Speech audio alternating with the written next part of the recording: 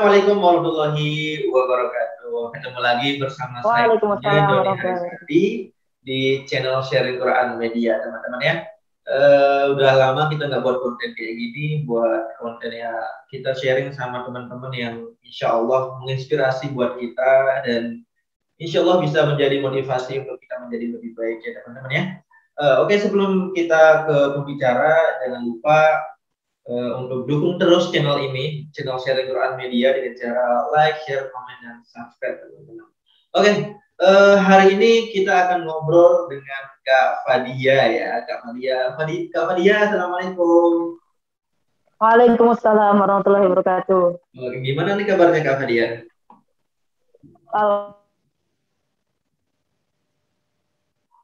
Alhamdulillah.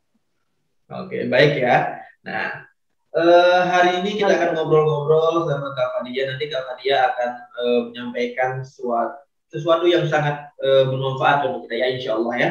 Dan semoga teman-teman sahabat Sharing Quran Media bisa menyimak dengan baik dan bisa mengamalkan di kehidupan sehari-hari. Oke Kak. Ini kan kita bahas tentang gimana cara kita mengenal potensi diri kita. Nah, ada pertanyaan yang menarik buat Kak Fadia. Itu bagaimana sih Kak Fadia pribadi itu mengenal potensi diri Kak Fadia itu di sana gitu. Mungkin teman-teman yang masih ragu dengan potensi yang ada di dalam dirinya itu mungkin butuh sharing ke teman-teman yang kayak Kak Fadia gitu. Itu gimana cara Kak Fadia? Baik, mungkin saya ingin menjawab sedikit terkait potensi diri itu saya dapat dari mana ya. Gitu. Jadi saya mohon maaf kalau boleh cerita ke teman-teman, saya lahir di keluarga yang broken home. Ya sebenarnya lahir di saya pikir orang tua bakal terus awet gitu sampai mungkin saya nikah, saya punya anak gitu. Ternyata ketika saya kuliah waktu itu baru mau masuk UHAMKA, ayah sama bunda saya, orang tua saya memutuskan untuk bercerai gitu, berpisah.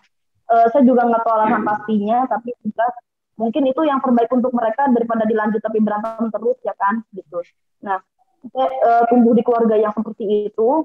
Alhamdulillah saya punya ibu, punya bunda saya yang suportif, sangat-sangat mendukung apapun kemauan anaknya asal positif gitu. Jadi mungkin untuk penggalian potensi saya dimulai dari orang tua ya, dari ibu saya pribadi. Jadi saya benar-benar lahir dari ibu yang kuat, ibu yang sangat-sangat mendukung apapun anaknya mau, entah itu suka olahraga, organisasi, atau public speaking mungkin gitu. Tapi yang jelas ibu saya sangat-sangat mendukung selama itu positif. Satu, dukungan ibu saya bukan tentang dukungan ibu saya nggak bisa ngapa-ngapain, alhamdulillah saya bisa gitu. Bareng di semangatin. Akhirnya dari semangat itu ketika saya mau kuliah, saya mikir oh iya, kan harus udah semangat dari bunda, masa nggak dilanjutin gitu. Akhirnya alhamdulillah saya bisa lanjutin gimana baiknya dan apa yang terbaik untuk diri saya juga cerita ke bunda kalau saya keluar dari Hima. Emang awalnya kaget kok bisa, saya cerita macam-macam karena politik kampus segala macam. Akhirnya nggak apa-apa, yang penting terbaik buat anaknya dan ya anak itu bisa memenuhi apa yang orang tua mau, karena Rasulullah itu kan bersabda ya, ibumu, bapakmu gitu. Jadi muliakan ibu terlebih dahulu baru bapak gitu. Bukan berarti ketika saya mendapatkan semangat dari ibu saya nggak sayang sama ayah saya, nggak. Justru ketika orang tua saya bercerai, saya juga sayang sama dua-duanya gitu. Tapi yang saya sayangkan itu mengapa dan alasan utamanya kenapa gitu. Bercerainya kenapa gitu kan. Oke Kak Fadia. Tapi gini ya, kebanyakan dari teman-teman misalkan kayak minder, misalkan mau ikut sesuatu yang contohnya organisasi untuk mengembangkan potensi yang ada pada dirinya itu. Tapi rasa minder itu biasanya lebih besar gitu. Cara mengatasinya itu gimana Kak Fadia? Cara mengatasi minder ya, sebenarnya dulu saya juga hampir malah hilang kepercayaan diri setelah sebenarnya udah bener-bener confident sih waktu almarhum nenek saya masih hidup, ternyata udah meninggal tahun lalu meninggal almarhum nenek saya, dan saya hampir kehilangan kepercayaan diri saya susah menemukan jati diri. Saya ini sedihnya lama, ada sekitar 5 sampai 6 bulan saya sedih tuh. Karena untuk bener-bener move on itu susah ya dari kesedihan itu ya. Akhirnya saya dapat lagi apa namanya semangat dari ibu saya, dari kakak saya, dari adik saya gitu. Jangan cuman gara-gara nenek saya meninggal saya jadi patah semangat gini gitu. Bukan berarti orang yang udah meninggal kita mesti tatapi terus karena kan kasihan jenazahnya dalam kubur nanti takutnya kenapa-napa gitu. Oh, oke. Saya dapat semangat dan apa namanya saya mencoba untuk mengingat apa yang udah bunda saya bilang. Apa namanya kamu ini bisa gitu. Anak-anak muda ini semuanya bisa, tinggal bagaimana cara menggali potensi aja gitu kan. Oke, jadi ya intinya ya percaya diri aja ya Kak Fadia ya. Percaya diri Iya betul. saya dengan apa yang Dan gitu ya. orang tua. Iya. Oh, oke, oke, oke. Oke, Kak Fadia, saya mau nanya juga nih.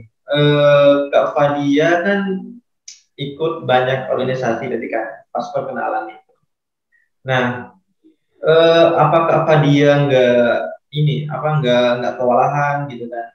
Misalkan ada beberapa organisasi yang Kak Fadia ikut.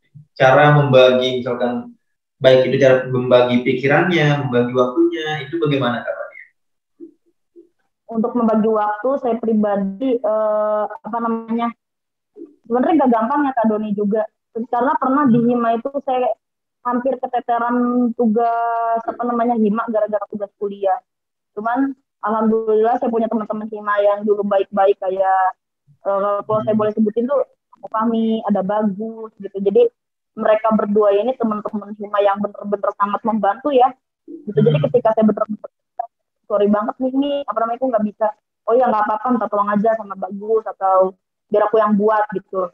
Satu terus yang kedua cara mengelola waktu pikirkan apa yang menjadi kebutuhan primer ketika tugas organisasi dianggap nggak penting, pentingnya tugas kuliah dulu gitu. Jadi tugas organisasi kan mungkin bisa nanti-nanti ya Kak. Jadi pentingin dulu tugas kuliah. Tapi bukan berarti tugas organisasi ditinggalkan, nggak.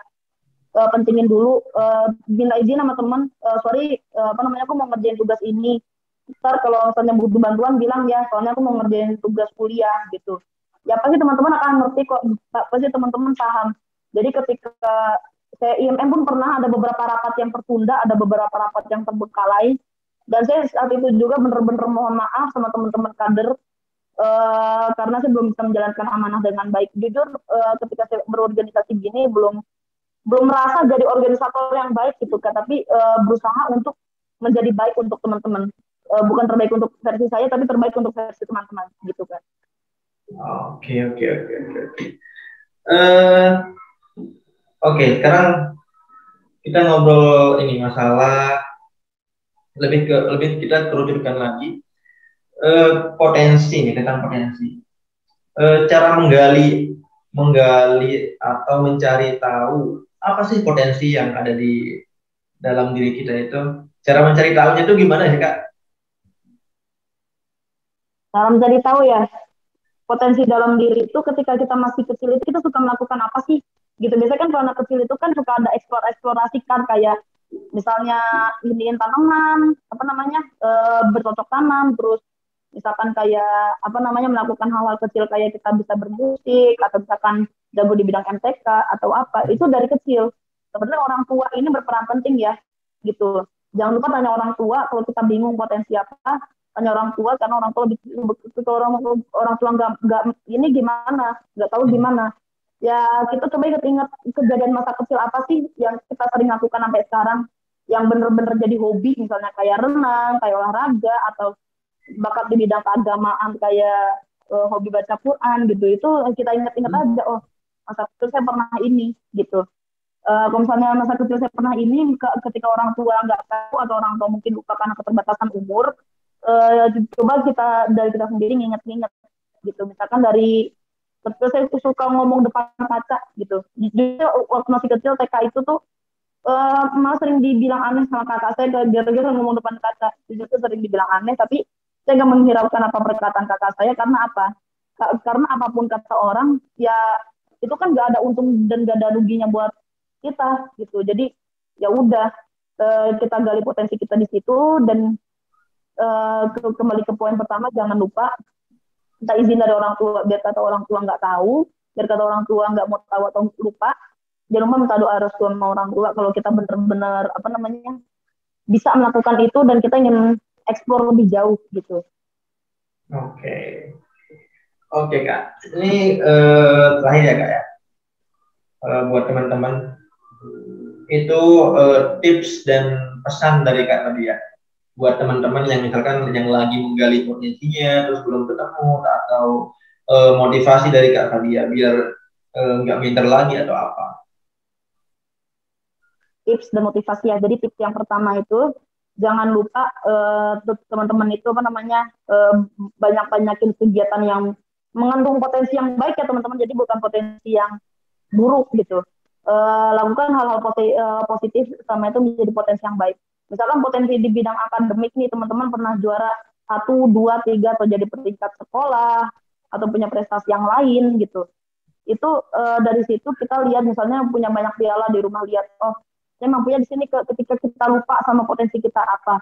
Yang pertama itu, yang kedua jangan lupa banyak-banyak baca buku, karena saya jujur selain saya bicara depan kaca, saya juga hobi baca buku dan saya menjadikan perpustakaan sebagai rumah kedua. Inspirasi saya kalau saya boleh nyebutin tokoh public figure itu Maudy Ayunda gitu. Itu bener-bener panutan orang-orang sih, terutama cewek-cewek di Indonesia yang mungkin ngerasa minder atas apa namanya kemampuan gitu. Jadi kalau kita lihat dari diri kita, oh kita nih bisanya ini, tapi orang tua nuntutnya ini. Jangan, kalau misalnya ada tuntutan dari orang tua tapi kita bisa yang lain, coba kita bicarakan baik-baik. Misalnya, Pak, Ma, saya ini bisanya di bidang ini. Tolong jangan paksa saya di bidangnya yang itu, gitu. Saya bisa di bidang A dan paksa di bidang B, gitu. Karena saya nggak bisa. Itu yang kedua, coba baca buku dan apa namanya ngomong baik-baik sama orang tua. Yang ketiga untuk teman-teman bisa menggali potensi diri, coba ingat-ingat lagi apa yang sudah diperbuat waktu kecil. Biasanya anak kecil itu, psikologi anak itu kan apa namanya bisa ya mampu mengeksplor hal-hal kecil, misalnya kayak bermain sama hewan, kayak bercocok tanam, atau misalkan berenang mungkin gitu. Itu biasanya potensi-potensi anak kecil yang mungkin bisa digali. Kalau saya boleh cerita, dulu zaman saya SMP atau SMA ada Hafiz kecil, ada Hafiz cilik usia 6 tahun, itu namanya Musa. Dia Hafiz 30 juz, dapat penghargaan internasional dari Mesir. Itu potensinya potensinya dia tuh apa? Jadi potensinya dia itu tuh dia suka baca Quran, suka mungkin setoran sama bapaknya, atau mungkin suka baca-baca sendiri tapi nggak pernah setoran sama orang tuanya gitu. Bisa belajar dari public figure lain. Itu tips yang ketiga atau keempat gitu. Jadi mungkin kalau misalnya kurang banyak nggak apa-apa, chat pribadi saya juga boleh gitu. Karena emang saya lebih sering megang HP ya, antara gabut sama pengen ngejawabin orang-orang yang butuh jawaban dari saya gitu. Dan yang paling utama minta ridho dari orang tua gitu ya. Ridho walidain, masuk sulai fisakatul walidain. Gitu ya, di Nabi itu. Ridhonya Allah, ridhonya orang tua, murkanya Allah, murka orang tua. Pesan buat teman-teman, motivasi buat teman-teman, jangan pernah takut untuk menggali potensi teman-teman, dan jangan juga apa namanya teman-teman yang mungkin untuk insecure boleh, tapi sewajarnya aja, minder boleh, sewajarnya aja, tapi juga jangan terlalu over. Kenapa? Karena kalau itu pengaruhnya ke kesehatan mental teman-teman, takutnya teman-teman jadi depresi karena itu ya, gitu. Jadi semangat untuk teman-teman yang mungkin mau ngejar cita-citanya dari sekarang, dan jangan lupa ingat apa yang waktu kita kecil lakukan, hal-hal kecil yang mungkin sampai sekarang kita lakukan dan itu sangat bermanfaat gitu. Oke Kak Dia, dari itu ya teman-teman, beberapa poin yang sangat penting sekali buat kita implementasikan ke dalam diri kita, bagaimana cara menggali potensi yang ada pada diri kita. Dan Kak Fadia tadi udah jelasin step by stepnya dan apa saja yang harus kita lakukan untuk menggali potensi, dan jangan minder pokoknya. Jangan minder, pedein aja. Jadi kalau teman-teman sudah percaya diri dengan kemampuan teman-teman, percaya diri dengan kemampuan skill yang dimiliki oleh teman-teman, maka nanti akan keluar sendiri ya apa dia ya, akan tereksplor sendiri potensi yang ada pada diri teman-teman dan maksimalkan potensi yang ada itu. Oke, Kak Fadia, terima kasih banyak atas sharingnya, terima kasih buat waktunya juga Kak Fadia menyempatkan waktunya di waktu-waktu yang sibuk banget ya Kak Fadia ya, lagi di Pare ambil kursus. Nyari waktu luang. Oke. Tapi nggak apa-apa ya Kak Fadia, kita ganggu sebentar ya. Nggak apa-apa, nggak apa-apa. Oke, ini buat sahabat sharing Quran Media, berterima kasih kepada Kak Fadia atas waktunya, atas ilmunya juga yang sangat bermanfaat. Semoga apa yang disampaikan oleh Kak Fadia bisa kita implementasikan ke dalam kehidupan sehari-hari dan menggali potensi kita. Oke, tetap semangat buat teman-teman. Jangan lupa follow IG Kak Fadia. Di mana Kak IG-nya? Apa namanya IG-nya? Fadia Anissa 41. Fadia Anissa 41. Oke, di sini ya teman-teman ya, di bawah ya. Nanti di follow teman-teman buat yang baru gabung di channel Sharing Quran Media, terus dukung channel Sharing Quran Media dengan cara like, share, komen, dan subscribe teman-teman tentunya ya. Share video ini jika bermanfaat teman-teman. Saya undur diri, saya mewakili Kak Fadia, mohon maaf sebesar-besarnya kalau ada kesalahan. Wabillahi taufiq wal hidayah. Assalamualaikum warahmatullahi wabarakatuh.